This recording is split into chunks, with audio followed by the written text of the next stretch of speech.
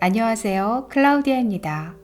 오늘은 고은규 작가의 작품 알바 패밀리를 가져왔습니다. 고은규 작가는 2007년 문학수첩으로 등단해 제2회 중앙장편 문학상을 수상한 소설가인데요.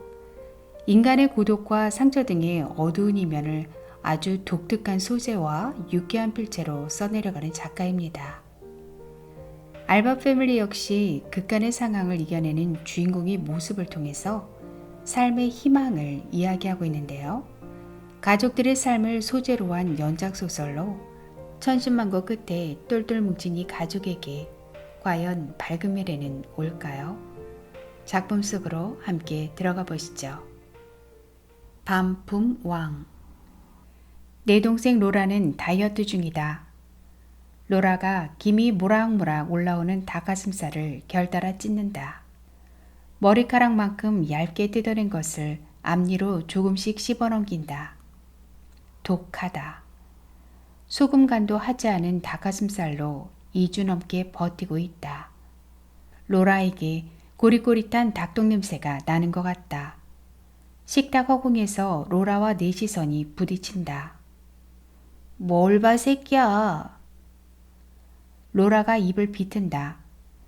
나는 황급히 눈을 내리뜨고 탄수화물 덩어리를 입안에 퍼넣는다. 로라는 내 입을, 아니 내 입속으로 들어가는 흰밥을 징그럽다는 듯이 바라본다. 나는 로라가 촬영한 동영상 하나를 실수로 삭제했다. 로라에게 동영상이 매우 중요하다는 것을 알기 때문에 나는 참기로 한다. 살얼음판을 밟는 기분이다. 집안 분위기가 아슬아슬해서 먼지가 되고 싶은 심정이다. 엄마까지 철수세미처럼 까칠한 얼굴을 한 채 기름이 둥둥 뜬 미역국에 밥을 말아 먹는다. 나는 엄마의 손을 노려본다. 불과 10분도 지나지 않았다. 엄마는 나더러 미역국을 먹으라고 강요했고 나는 미역국이 싫다고 말했다. 엄마는 미역국이 얼마나 몸에 좋은 줄 모르느냐고 물었고 나는 그걸 모르는 사람이 어디 있느냐고 대꾸했다. 그걸 아는 놈이 왜 미역국을 먹지 않느냐고 해서 나는 미끄덩거리는 것이 세상에서 제일 불편하다고 받아쳤다. 엄마는 말장난하면 가만두지 않겠다고 말했다. 진짜 짜증나네. 귀가 밝은 엄마는 내 혼잣말을 꼭꼭 씹었다. 짜증나세요? 엄마가 고무장갑을 벗어 휘둘렀다. 뺨에서 찰싹 소리가 났다. 얼떨결에 당한 일이라 저항하지 못했다. 이어 엄마는 내 정수리에 주먹을 박았다. 허공에서 고무장갑이 붉은 깃발처럼 펄럭거렸다. 군말 말고 먹어? 알았어요. 나는 마지못해 대답했다. 엄마는 22살이나 먹은 나를 똥 누고 밑도 못 닦는 어린애처럼 대했다. 하는 일마다 못 믿었다는 표정이었다. 과격해진 엄마의 행동에 대해 조목조목 따져 묻고 싶었지만 이 또한 참기로 했다. 하긴 엄마만 탓할 순 없었다. 아버지는 반년 가까이 집에 들어오지 않고 있었다. 공장일이 바쁘다고 했지만 알게 뭐람? 엄마는 아버지가 집에 들어오지 않을 즈음부터 대형마트에 나가 일을 시작했고 그 후로 부쩍 신경질이 늘었다. 미역국을 먹고 있는 엄마와 나를 물끄러미 살펴보던 로라가 자리에서 일어선다. 그러고는 거실을 가로질러 자기 방으로 들어갔다 다시 나온다. 이거 엄마 써요. 입술 트는 것 때문에 립스틱 못 발랐잖아. 로라는 엄마 앞에 립스틱을 내놓고는 빙긋 웃어 보인다. 비타민 E하고 호호바 오일? 그리고 뭐더라? 해바라기 씨 오일이 첨가됐대. 그래서 보습력이 아주 훌륭해. 게다가 지속력도 좋고 발색도 끝내주고. 엄마는 얼굴이 하얘서 오렌지를 발라도 오팔처럼 빛날 거야. 로라가 하는 말은 어렵다. 집중하지 않으면 발색이나 오팔이 발기나 오랄로 들릴 수 있다. 엄마는 젓가락을 내려놓고 로라가 건네는 립스틱을 받아진다. 엄마, 가로로 문지르면서 바르지 마. 입술 주름을 만드는 원인이 될 수 있어. 이 제품은 콕콕 찍어 발라야 해. 엄마, 셀리 알지? 누구? 엄마 얼굴에 조금씩 화색이 돈다. 엄마가 좋아하는 제임스의 지금 부인. 아, 그 입술 두툼하네. 로라가 호들갑을 떤다. 엄마도 참. 두툼한 게 뭐야? 두툼한 거지. 그 입술이 얼마나 매력적인 입술인데. 셀리가 이 제품을 무지 좋아한대. 아니, 그렇게 막 바르지 말고 콕콕 찍어 바르라니까. 21살인 로라가 엄마만큼 나이 들어 보이는 순간이다. 알았어. 콕콕 찍어 바를게. 엄마는 발기력이 좋은 오랄색을 정성껏 바른다. 로라가 그런 엄마를 보며 흡족한 표정을 짓는다. 엄마는 립스틱을 내려놓고 다시 젓가락질을 시작한다. 나는 젓가락의 움직임을 뚫어져라 바라본다. 젓가락에 걸린 미끄덩한 것들이 몸을 부풀리는 것 같다. 엄마의 번들거리는 입술이 점점 부푼다. 립스틱 때문일까, 미역 때문일까? 속이 미끈거린다. 나는 숟가락을 내려놓고 컵에 담긴 물을 단숨에 마신다. 로라는 세일즈 프로모션의 리뷰왕이다. 세일즈 프로모션은 값비싼 수입의류나 핸드백, 지갑, 구두 등의 사용 후기를 공유하는 패션 정보 사이트이다. 회원의 추천이 압도적으로 많거나 주목할 만한 상품 사용 후기라고 생각하면 회사 측에서 후기를 올린 사람에게 마일리지를 지급한다. 마일리지는 현금으로 교환할 수도 있다. 그렇게 로라는 여대생들의 평균 용돈을 웃도는 돈을 벌어왔다. 나는 세일즈 프로모션이란 회사의 정체가 궁금했다. 그래서 로라의 오빠로서 대한민국에 하나밖에 없는 휴먼 마케팅 학과의 재학생으로서 상식과 예리한 직관력을 동원해 세일즈 프로모션을 집중 분석했다. 그들은 백화점에서 파는 동일한 상품을 점찍어 보따리로 수입해왔다. 백화점 가격보다 상대적으로 저렴했기 때문에 물건은 단시간 내에 완판됐다.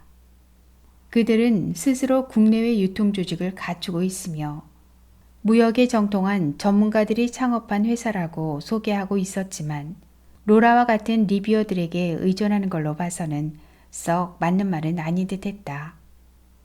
내 결론은 이랬다.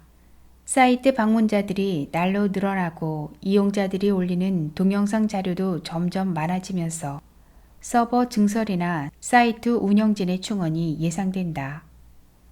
그러나 물건 판매 이외의 수익 모델이 될 만한 것은 찾을 수가 없다. 추측컨대 사무실 임대료나 겨우 낼 정도의 회사다. 직원들은 박봉에 시달리거나 월급을 띄엄띄엄 홀수달이나 짝수달에만 받는 열악한 조건 하에서 근무하고 있을 가능성이 크다. 세일즈 프로모션은 로라가 생각하는 것만큼 자금력이 있는 회사가 아니라는 것. 내친 김에 로라가 올린 후기들을 확인했다. 나는 많이 놀랐다. 로라의 사용 후기가 상상 이상으로 재미있었기 때문이다. 그 재기발랄한 문장, 유머와 재치, 제품에 대한 분석력은 별 5개도 모자랐다. 로라가 가진 디지털 카메라의 막강한 동영상도 한몫했다. 카메라 앞에 선 로라는 톤 높은 목소리로 제품에 대해 떠들었다. 떠들었다는 말은 취소한다. 로라는 온몸으로 이야기했다. 초록색 물방울 무늬가 찍힌 노란색 스타킹에 앞코가 뾰족하게 들린 보라색 구두를 신고 분홍색 줄무늬 블라우스에 파란색 미니스커트를 입은 로라는 카메라를 향해 핸드백을 흔들었다. 머리를 부풀리고 챙이 넓은 갈색 모자를 눌러쓴 로라의 머리는 얼핏 보면 사람 머리인지 사자 갈기인지 알 수가 없었다. 로라가 깡충깡충 뛰기라도 하면 크레파스 12색깔이 난동을 부리는 것 같았다. 로라는 사람들 이목을 끌기에 충분히 이상했다. 나는 로라가 신경증을 앓고 있는 줄 알았다. 밤마다 옷을 갈아입고 진한 화장을 하고 높은 목소리로 제품에 대해 떠들어대다가 돌연 키르르 소리를 내며 웃었다. 꼭 혼을 도둑 맞은 사람 같았다. 로라는 더 마른 몸을 갖고 싶다며 닭의 가슴살만 먹었고 그것들을 냉장고에 꽉꽉 채워두었다. 냉장고 문을 열면 팩으로 포장된 가슴살들이 바닥으로 우르르 떨어질 때도 있었다. 도대체 몇 마리의 가슴살을 도려낸 것일까?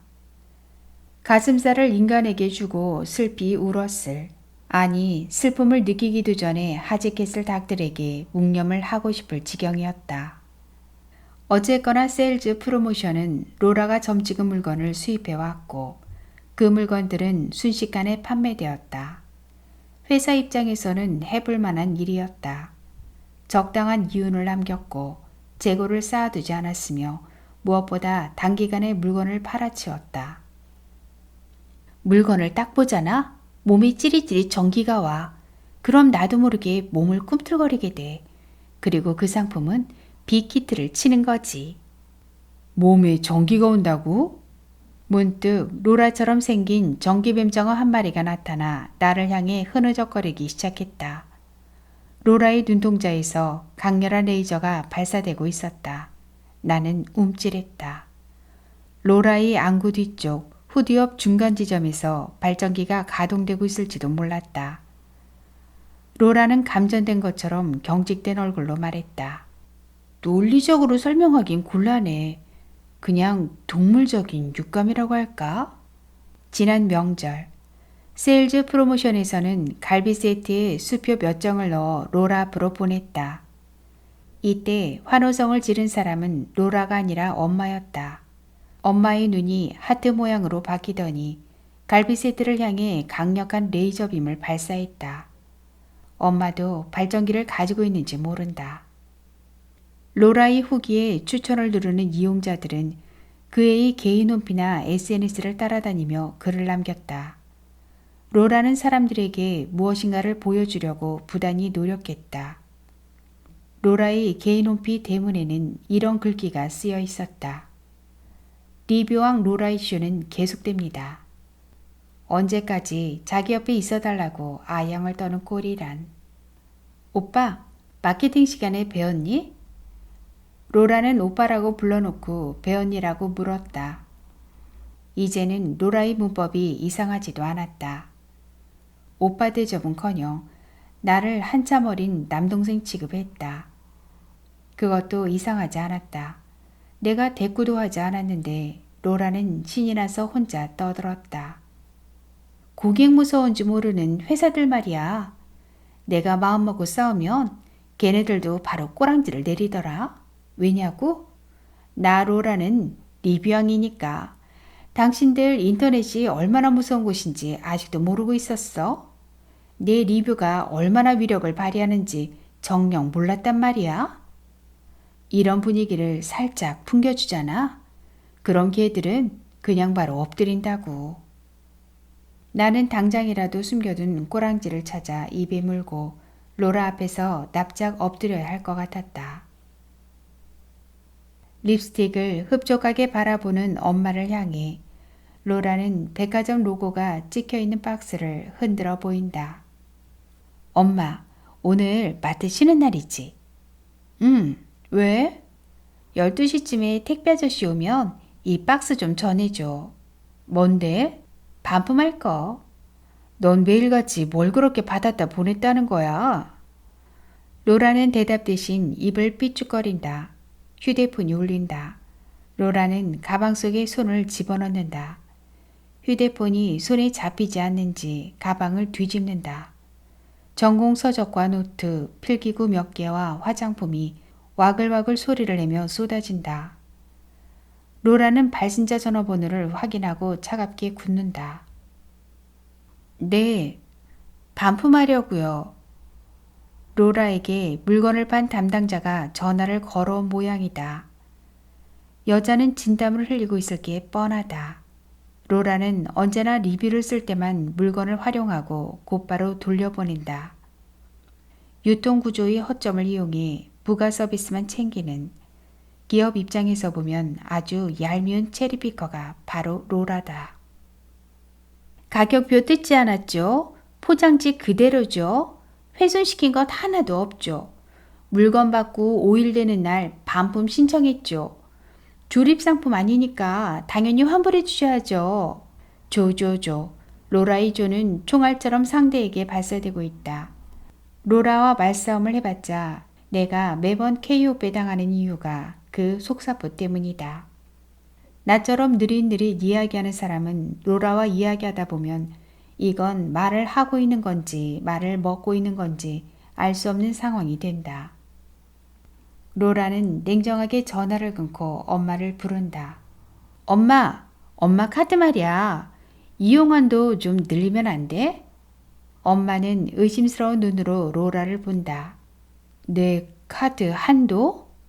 엄마 카드는 한도가 낮아서 결제하기 어렵잖아. 100만 원만 늘려줘. 얘가 겁나게 왜 이래? 겁나? 내가 언제 사고 쳐서 엄마 겁나게 한 적 있어? 엄마는 친척들이 모이면 로라를 추켜 세웠다. 자기 앞가림 하나는 야무지게 잘하는 아이라고. 로라가 과연 엄마 말대로 자기 앞가림 하나는 정말 야무지게 잘하는 아이인지 나는 잘 모르겠다. 그러나 아침마다 차비를 타서 학교에 가는 나보다 자기 용돈 이상을 벌어 쓰는 로라가 엄마 눈엔 더 귀히 보일 것이다. 엄마는 실연이익과 위험을 놓고 저울질하고 있는 듯했다. 로라가 어떤 일을 하는지 정확히는 모르지만 지난 명절 그의 앞으로 갈비 세트와 수표가 날아오지 않았던가. 엄마의 눈빛이 잠시 흔들렸다. 그러나 우리 엄마가 누구신가? 안 돼. 앞으로는 카드 빌려주는 일도 없을 거야. 로라는 며칠 전 3개의 가방을 엄마 카드로 결제했다. 금색 체인이 번쩍이는 핸드백과 클러치백이라 불리는 손바닥만한 가방, 그리고 남녀 공용으로 나온 갈색 가방이었다. 나는 로라가 없을 때 그의 방에서 갈색 가방을 만져보았다. 연예인 제이군이 CF에 들고 나와 인기몰이를 한 제품이다. 학교에서 그 가방을 메고 다니는 팔자 좋은 놈들을 보았다.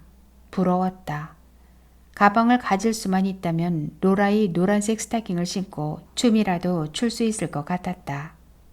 나는 가방을 메고 거울 앞에 서서 팔다리를 조금씩 흔들었다. 처음에는 아주 가벼운 춤이었다. 그런데 내 속에 숨어있던 흥겨움이 순식간에 나를 불타게 했다. 나는 머리와 팔다리를 더욱 세게 흔들었다. 어머, 미친놈.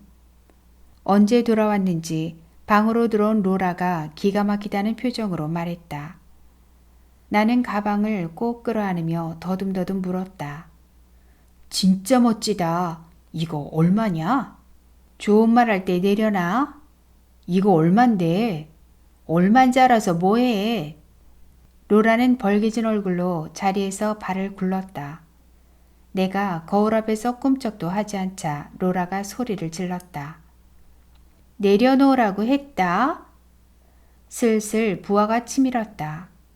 그래서 나는 일부러 더 세게 팔다리를 흔들며 춤을 추었다. 미쳤구나. 스크래치 나면 어쩔 거야. 이거 반품할 거란 말이야. 안 내려놔? 진짜? 죽어볼래? 로라가 악을 쓰기 시작했다. 그러고 보니 리뷰를 쓰기 시작하면서 로라는 부쩍 포악해졌다. 아무 때나 나한테 발길질을 하고 머리카락을 움켜잡았다. 로라의 입에서 욕이 끓었다. 욕은 기름 국물만큼 뜨거웠다. 내가 들은 채도 안 하자 욕이 튀었다. 반사적으로 메고 있던 가방을 바닥에 힘껏 던졌다. 금속 소리가 둔탁하게 들렸다. 버클이 나무에 부딪힌 것 같은 소리였다. 벼랑간 기합 소리가 들렸다. 얍, 얍. 로라의 다리가 허공에서 X자를 그었다. 앙상하기 짝이 없는 로라의 다리를 만만하게 봐선 안 된다. 나는 방바닥에서 낙지처럼 꿈틀거렸다. 엄마가 카드를 흔쾌히 빌려주겠다고 하지 않자 로라는 새침한 표정을 짓는다. 로라의 휴대폰이 또다시 울린다. 로라는 전화번호를 확인하더니 미간을 좁힌다. 네? 말도 안 돼요. 받자마자 보냈잖아요. 좋아요. 그럼 소보원에 고발할 거예요. 드디어 로라가 사랑하는 소비자 보호원이 나왔다. 로라가 가장 사랑하는 기관은 소비자 보호원이고 가장 유용하다고 믿는 법은 소비자 보호법이다. 그런데 이번 판매자는 몰랑몰랑하지 않은 모양이다. 로라가 전화를 끊고 싸늘하게 굳은 얼굴로 미동도 없이 서 있었다. 엄마는 조금 걱정스러운 표정으로 묻는다. 로라야, 무슨 일이니? 홀로그램이 망가져서 왔대요. 웃기고 있어. 로라는 현관으로 걸어간다. 귀찮아. 결국 환불해줄 거면서 소보원에 또 접수해야겠네. 또라는 말이 허공에서 타각타각 튀었다. 로라가 나가자 집안이 고요해진다. 그 고요를 허물며 엄마가 다가선다. 이거. 엄마가 내 앞으로 불쑥 내민 건 터질 것 같은 종이 가방이다. 네 아버지한테 갖다 줘. 갈아입을 옷이야. 오늘요? 응, 오늘. 나 학교 가야 돼요. 너 2시부터 수업이잖아. 오늘은 일찍 가서 공부 좀 하려고 했죠. 그냥 엄마가 갔다 와요. 오랜만에 아버지 얼굴도 보고. 공부 같은 소리하고 자빠졌네. 엄마가 눈을 부릅뜬다. 아까 고무장갑으로 맞은 뺨이 뜨겁게 달아오른다. 나도 모르게 종이 가방을 덥석 받아든다. 엄마는 내 눈을 뚫어질 듯 바라보며 말한다. 집에 안 들어오는 건 좋은데 생활비는 꼭 보내라고 해. 집까지 잡혀 공정을 돌리면서. 말해 뭐래. 정말 잘하는 짓이다. 빨간 고무장갑이 눈앞에서 망국이처럼 펄럭인다. 나는 종이 가방을 들고 잽싸게 집을 나선다. 엘리베이터가 닫히기 전 엄마가 열린 버튼을 누른다. 엄마는 진돗개 3마리가 들어가고도 남을 만한 비닐봉지를 밀어넣는다. 이거 의류 수거함에 버리고 가? 뭐예요? 로라가 내놓은 옷이야. 무슨 놈의 옷을 이리도 많이 사다 버렸다 하는지. 로라는 유행하는 옷을 싸게 사서 한 계절만 입고 가차없이 버렸다. 그동안 그 애가 사들였다가 내다버린 옷과 신발은 우리 집을 채우고도 넘칠 양일 것이다. 진돗개 3마리를 데리고 내려와 의류 수거함까지 간다. 수거함 입구에는 누군가가 버린 갭 로고의 회색 후드 티셔츠가 구멍 밖으로 떨어질 듯 위태롭게 매달려 있다. 중점에서 내리자 황량한 공터가 나온다. 모래바람이 불어 내 머리카락을 엉망으로 헤집어 놓는다. 서부극 무대 같다. 고딕체의 밤새 글씨가 쓰여있는 흰 간판이 다가온다. 호두가구. 아버지의 호두가구는 멀찍이서 봐도 더할 수 없이 우중충하다. 아버지는 호두 껍데기처럼 단단한 가구를 만들겠다고 했다. 어느 저녁에 밥상머리에서였던 것 같다. 나는 아버지한테 시큰둥하게 물었다. 이 세상에서 가장 단단한 게 호두 껍데기인가요? 더 단단한 것들도 많잖아요. 그리고 호두 껍데기를 부순 후에 알맹이를 먹잖아요. 아버지는 말했다. 작정하고 부수려고 하면 망가지지 않는 건 없지. 하지만 호두 알맹이한테는 호두 껍데기가 가장 강한 법이다. 그리고 그것을 깨뜨리기 전에는 어쨌든 알맹이를 보호해 주잖니. 나는 특색 없는 호두 과자 같은 아버지의 얘기가 맛이 없어 속으로 퇴퇴 뱉었다. 지난주 마케팅 수업 시간에 기업이 정체성에 대해 배웠다. 호두 가구는 소비자한테 신뢰를 주는 회사 이미지를 심어야 한다. 그러기 위해서 회사 이름과 로고가 중요하다. 뿐만 아니라 조직의 새로운 비전 확립과 변화하는 환경에 유연하게 적응할 수 있는 혁신 활동도 요구된다. 그런데 아버지는 도대체 무엇을 하고 있는 사람인가? 호두 껍데기 같은 소리를 하고 있으니 발전이 없는 게 아닌가? 날씨가 기분 나쁠 정도로 꾸물거린다. 호두 가구 간판 위로 고약하게 생긴 회색 먹구름이 뭉쳐있다. 참 버릇없게 생긴 구름이다. 나는 먹구름에게 화풀이를 하고 싶어 하늘을 향해 손가락 욕을 해본다. 먹구름이 입을 실룩거리는 것 같다. 호두 가구 사옥은 컨테이너로 지은 2층 건물이다. 1층은 작업장, 2층은 사무실이다. 건물을 둘러친 붉은 벽돌 담장 한쪽에 폐기물로 보이는 것들이 잔뜩 쌓여 있다. 공장 앞마당으로 서둘러 들어선다. 공장은 복잡하고 어수선하다. 앞마당 가득 책장이 흩어져 있다. 그것들은 포장이 벗겨지거나 여기저기 흠집이 나 있다. 작업장 앞에서 외국인 노동자 몇 명이 자기들끼리의 언어로 이야기를 나누고 있다. 도대체 무슨 소리를 하는지 알 수는 없지만 즐겁거나 가벼운 내용은 아닌 게 분명하다. 그때 호두 가구라고 쓰인 고동색 회사 점퍼를 입은 남자가 내 앞으로 성큼성큼 다가온다. 최 부장 아저씨다. 아저씨 안녕하셨어요? 로민이 오랜만이구나. 나는 아저씨께 허리를 굽혀 인사한다. 아저씨는 늘 인사의 중요성을 강조했다. 먼저 마음의 문을 여는 행동이 인사이며 그것이 자신의 성공 철학이라고 말했다. 사모님은 안녕하시냐? 로라도 잘 있고. 심술이 덕지덕지 붙은 엄마와 발차기 전문가 로라가 눈앞에 나타난다. 나는 숨을 크게 내쉰 후 그들은 무지막지하게 잘 지내는 것 같다고 속삭이듯 이야기한다. 아저씨는 내 말 끝에 껄껄 웃다가 손가락으로 뒤편을 가리킨다. 사장님, 저기 계신다. 하지만 그곳에는 아저씨와 똑같은 점퍼를 입은 허리가 꾸부정하고 머리가 하얗게 센 사람이 서 있을 뿐이다. 어디요? 저기 계시잖니. 나는 내 쪽을 바라보는 초로의 남자를 물끄러미 쳐다본다. 학교 안 가고 여기 웬일이냐? 아버지. 대낮의 빛은 때때로 사물을 왜곡시킨다. 저 빛이 내 아버지까지 왜곡시키고 있는 게 분명하다. 아버지는 노인처럼 보인다. 건장한 느낌은 조금도 찾아볼 수 없다. 나는 당혹스럽다. 부서진 호두 껍데기가 다가온다. 나는 머뭇거리다. 천천히 종이 가방을 건넨다. 집에 왜 안 들어오세요? 공장 일이 정신이 없구나. 아버지는 종이 가방을 무심히 받아든다. 머리만 허옇게 쓸 줄 알았더니 수염도 허옇다. 자세히 보니 코 밖으로 삐죽 나와 있는 코털까지 허옇다.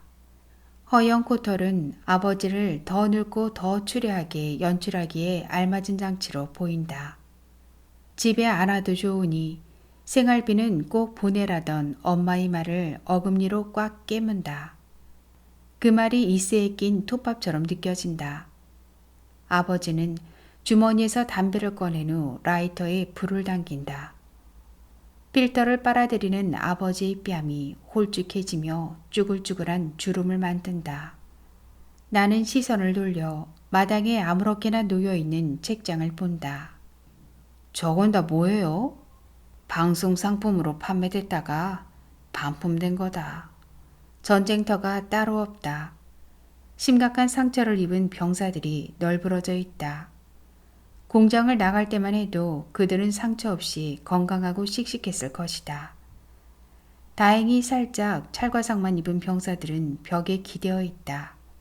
아버지는 서랍이 부서진 책장을 물끄러미 바라본다. 그때 택배 트럭이 마당 안으로 들어오자 아버지가 시선을 돌린다. 트럭이 멈추고 운전석 문이 열린다. 마당으로 발이 내려온다. 두 발은 신속하게 타닥타닥 소리를 내며 뛰어가 트럭 뒷문을 연다. 최 부장 아저씨가 나른한 목소리로 말한다. 이스랄, 가서 좀 도와줘.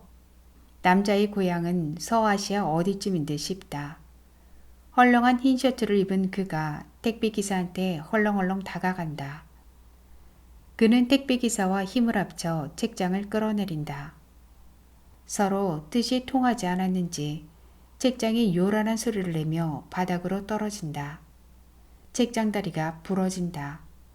놀라는 사람은 나뿐인가? 이스랄도 택배기사도 최 부장 아저씨도 심지어 아버지도 동요하지 않는다. 택배기사는 땀에 흠뻑 젖은 얼굴을 손등으로 닦으며 아버지를 향해 말한다. 자체적으로 물건을 수거하지 그러셨어요. 비용이 만만치 않을 텐데요.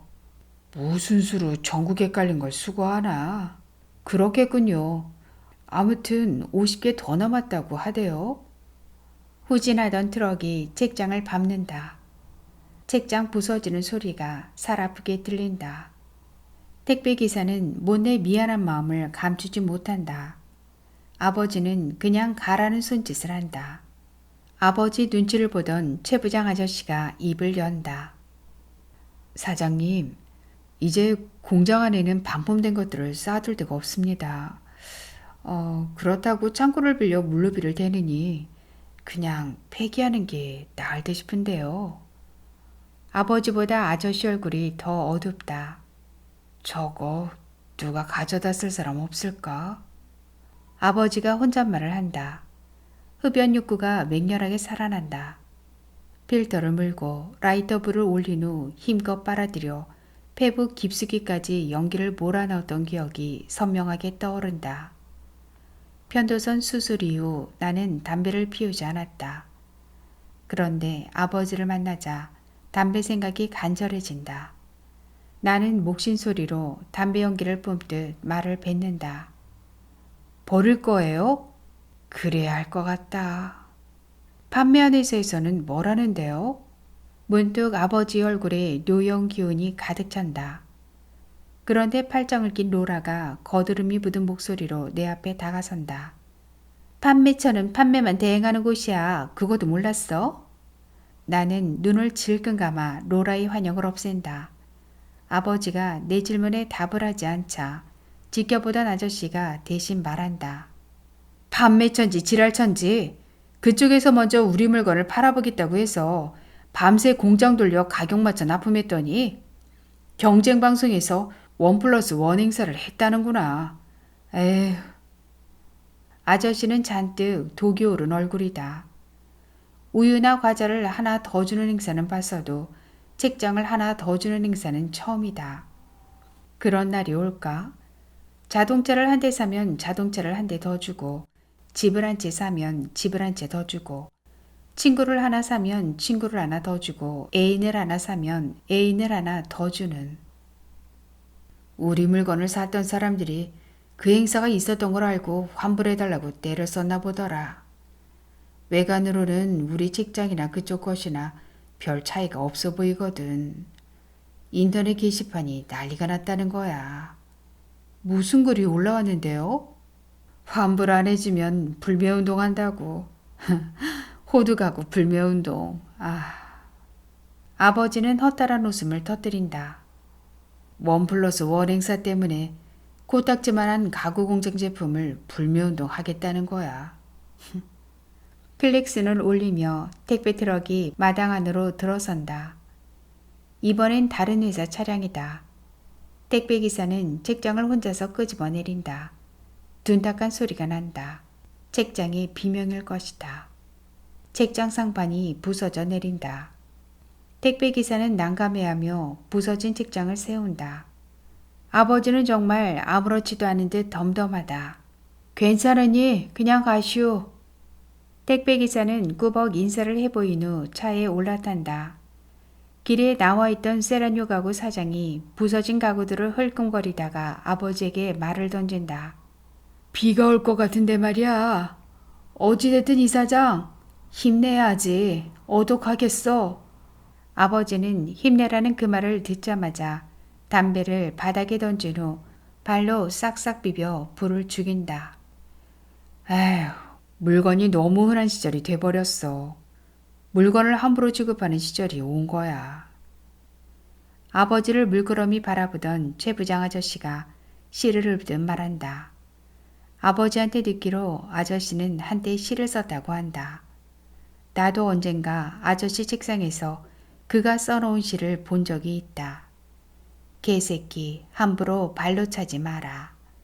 너는 누구에게 한 번이라도 뜨겁게 지져본 적 있느냐? 쫓겨온 내 새끼들 상처투성이군. 책장은 나무로 만들어졌다. 책장은 나무에서부터 시작된 거야. 흙과 공기와 물과 햇빛의 도움으로 자라난 게 책장이다. 아저씨의 웅얼거림이 이상하게 슬프게 들렸다. 로라가 최 부장 아저씨와 마주보고 있다면 무슨 소리를 할까? 아마도 그의 입은 쉬지 않고 움직일 거다. 소비자가 우선이 되는 세상이 돼야죠. 책장을 한 달을 쓰건 두 달을 쓰건 써보다가 영 아니다 싶으면 환불을 요청할 수도 있고 마땅히 환불해줘야 하는 거죠. 긍정적인 자세로 반품을 인정해주는 게 선진국 제조자의 마인드라고 생각해요. 미국은 그렇거든요. 내 동생 로라는 어쩌면 미국 사람일지도 모른다. 나는 시큰둥한 얼굴로 아버지에게 말한다. 손봐서 다시 팔아요, 아버지. 폐기하긴 너무 아깝잖아요. 아버지는 마른 손바닥으로 푸석푸석한 얼굴을 문지른다. 나갔다 들어온 건 헝거야. 상품 가치가 없어. 가구는 특히 그렇단다. 옷이나 침구는 다시 포장해서 팔 수 있지만 가구는 달라. 한 번 나갔다 온 건 흠집이 생겨. 택배기사들이 살살 날라다 줘도. 게다가 판다 해도 저걸 어디다 내놓고 팔 수 있겠니? 중고가게 같은데 그 비용이 더 든다. 아버지는 세라뉴 가구처럼 물류창고를 가지고 있지도 않았고 공장 부지도 넓지 않았다. 마당에 쌓여있는 저 책장들은 어디로 사라질까? 그때 이스라엘이 심각한 얼굴로 다가온다. 사장님, 월급 많이 밀렸어요. 한 달이라도 줘요. 엄마가 아파요. 내놔요. 한 달이라도. 아버지는 그의 등을 두드리며 곧 주겠다고 말한다. 이스라엘은 아버지의 약속을 철석같이 믿는 눈치다. 조금 밝아진 얼굴로 웃어 보인다. 나는 이스라엘의 눈을 본다. 그의 눈동자 안에 우울한 여인과 눈망울이 검은 작은 아이들이 앉아있다. 나는 고개를 가로젓는다. 서부국 무대 같은 이 공장지대에서는 환영이 쉬지 않고 피어나는 것 같다. 사장님이 엄을 막으실 수 있을지 모르겠군. 최시일은 기분 나쁜 서사시를 낭송하려 든다. 슬슬 짜증이 밀려온다. 시계를 본다. 수업에 늦지 않으려면 지금 움직여도 빠듯하다. 지각과 결석을 몇 번 했더니 담당 교수는 내 어깨를 끌어안으며 말했다. 자네, 개인에게도 브랜드 이미지라는 게 있다는 거 알지? 자네라는 브랜드는 도무지 끌림이 없어. 싸구려 같고 도무지 신뢰가 가지 않는단 말이야. 한 번만 더 결석하면 학점을 주지 않겠네. 알겠나? 나한테 아웃당한다는 뜻이야. 그는 한눈에 봐도 고급스러운 양복을 차려입고 다녔지만 말을 함부로 해서 학생들뿐 아니라 동료 교수들 사이에서도 평판이 좋지 않다. 나는 교수의 뒤통수에 대고 중얼거렸다. 당신은 이 싸구려한테 이미 아웃당했어. 교수를 생각하자 막막한 기분이다. 그는 내 머리칼을 움켜쥐고 세차게 빙빙 돌리다 던져버릴 수도 있을 것 같다. 나는 지구 밖으로 날아가 장렬하는 어느 행성에 떨어져 파지직 소리를 내며 타 죽을지도 모른다. 살갗이 따끔거린다. 아버지의 우물한 목소리가 내 뒷덜미를 잡는다. 최 부장, 창고에 넣을 수 있을 만큼 최대한 넣고 나머지는 폐기해. 아깝지만 어쩔 수 없지. 잔뜩 구겨져 있던 하늘이 더 낮게 내려온다. 멀리서 걸레뭉치 같은 구름이 바람을 타고 우르르 몰려온다. 구정물이라도 쏟아낼 것 같다. 공장 안이 술렁거린다. 나는 2층 사무실로 뛰어 올라간다. 지금은 싸구려가 돼도 좋겠다. 설사 싸구려가 되면 어때? 라고 생각하자 발바닥에 견고하고 탄성 좋은 스프링이 달린다. 나는 계단을 3칸씩 4칸씩 오른다. 컴퓨터 앞에 앉아 인터넷 창을 띄우고 몇 개의 키워드로 검색을 한다. 손가락이 키보드 위를 빠르게 날아다닌다. 아버지가 사무실로 들어온다. 그러고는 벽 한쪽에 세워져 있는 캐비닛에서 커다란 비닐 두루마리를 꺼낸다. 아버지는 모니터 쪽을 힐끔 본 후 한마디 보탠다. 버리는 것도 만드는 것만큼 돈이 든다. 필요한 사람 있으면 가져가라고 해라. 알고 보니 내 손가락 끝에도 발전기가 숨어 있다. 손끝에 불을 밝히고 재빠르게 키보드를 두드려 정보를 찾는다. 찾아라. 비가 쏟아지기 전에 책장을 서둘러 가져갈 사람을. 나는 전화기 버튼을 누른다. 빗방울이 머리를 때린다. 창고로 들어가지 못한 가구가 비를 맞는다. 이스라엘의 뺨으로 물기가 번진다. 빗물이라고 하기에는 지나치게 미끄덩거린다. 나는 세상에서 미끄덩거리는 것이 제일 싫다. 손에 잡히지 않는 것. 내 손 밖으로 달아나 그들은 멀리서 나를 조롱하곤 한다. 이스라엘에게 주었던 시선을 아버지에게로 옮긴다. 아버지는 사무실 캐비닛에서 꺼낸 비닐을 쓰러져 있는 책장 위로 덮는다. 호두 가구가 볼품없이 젖어들고 있다. 호두 껍데기는 알맹이를 보호하고 있는가. 공장 사람들은 멍한 얼굴로 아버지만 바라본다. 아버지는 고용인을 보호하고 있는가. 비가 거스자 양철 슬레이트 지붕 위를 개나 고양이 같은 네 발 달린 것들이 때를 지어 뛰어다니는 것 같다. 멍하게 있던 최 부장 아저씨가 그제야 정신이 든다는 듯 빗속으로 뛰어든다. 그는 아버지처럼 책장에 비닐을 덮는다. 빗방울이 공장 마당에서 물보라를 일으킨다. 눈앞이 흐리다. 클렉슨 소리가 들린다. 공장 안으로 트럭이 들어선다. 빗속에서 몸을 움직이던 공장 사람들은 손을 멈추고 트럭을 본다. 트럭은 세 블록 건너에 있는 교회 차량이다. 나는 그들이 복지센터를 건립하고 어린이들을 위해 도서관을 준비 중이란 걸 인터넷에서 찾았다. 트럭에서 내린 남자는 무섭게 쏟아지는 비 때문에 난감한 얼굴이다. 그러나 아버지는 비닐 두루마리를 내보이며 걱정 없다는 표정을 짓는다. 공장 사람들도 덩달아 태평한 얼굴이다. 돈 주고 파는 것도 아닌데 그들은 왠지 신명이 난 듯하다. 나는 저들의 정체를 의심하지 않을 수 없다. 저들은 호두 껍데기인가? 호두 알맹이인가? 이래 보여도 튼튼하게 잘 만든 책장입니다. 아버지가 튀어오르는 물방울처럼 생기 넘치는 목소리로 웃는다. 감사히 잘 쓰겠습니다. 그들은 책장이 비에 덜 젖게 하려고 비닐을 깔고 트럭에 책장을 올려주고 다시 비닐을 치고 끈으로 묶어 포장한다. 팔짱을 끼고 섰다가 나도 모르게 빗속으로 한 발 내민다. 내 어설픈 손이 비닐을 활짝 펼친다. 버스에서 내리자 엄마가 일하는 대형마트가 보인다. 7층 지상주차장을 향해 자동차 불빛이 꼬리를 물고 전진한다. 저 마트 안에는 몇 대의 자동차가 있을까? 얼마나 많은 사람이 쇼핑을 하고 있을까? 사람들은 오징어 다리에 달라붙은 개미처럼 버글거리고 있을 것이다. 엄마의 얼굴이 떠오른다. 엄마는 마트에서 일하면서부터 자주 몸이 아프다고 호소했다. 오징어 다리와 개미떼 사이에서 자기 자리를 지키느라 힘들었을 것이다. 하지만 엄마가 정작 힘들어했던 것은 서비스 정신이 부족하다고 지적받는 일이었다. 고객과 마찰이 생길 때마다 그들은 고객 만족센터에 불만을 접수했다. 로라보다 겨우 서너 살밖에 많지 않은 여자애한테 엄마는 허리를 굽히고 사과했다. 엄마는 지금 일하는 곳에서 쇼핑을 해왔다. 차를 몰고 가서 1+1 행사 상품을 카트 안에 꽉꽉 채워넣었던 소비자였다.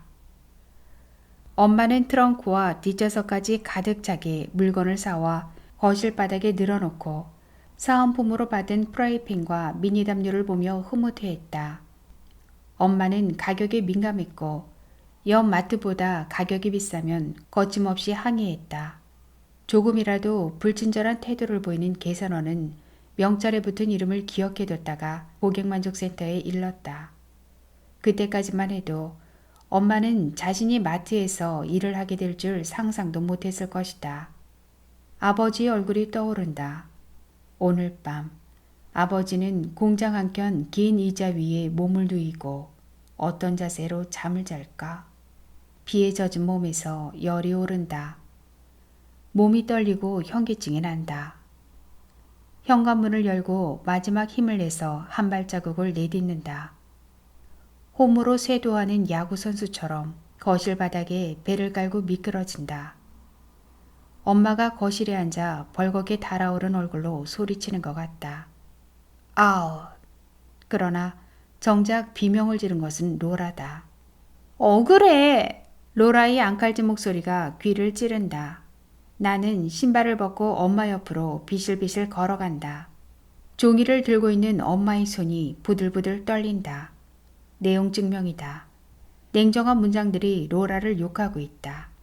로라의 상습적 반품 행위가 400건이 넘었고 400건에 해당하는 물품 비용은 2억 원에 달하며 재판매가 불가능한 상품도 상당수에 이른다는 것이다.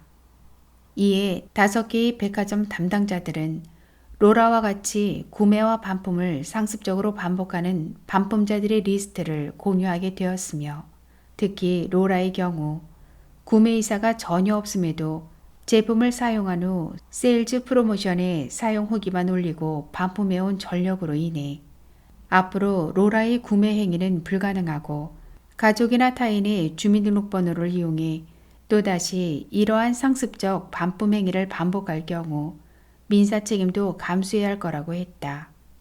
또한 최근 구매한 3개의 가방에 대해서는 환불을 거부하며 이 모든 것은 소비자 보호법에 의거한다고 밝혔다.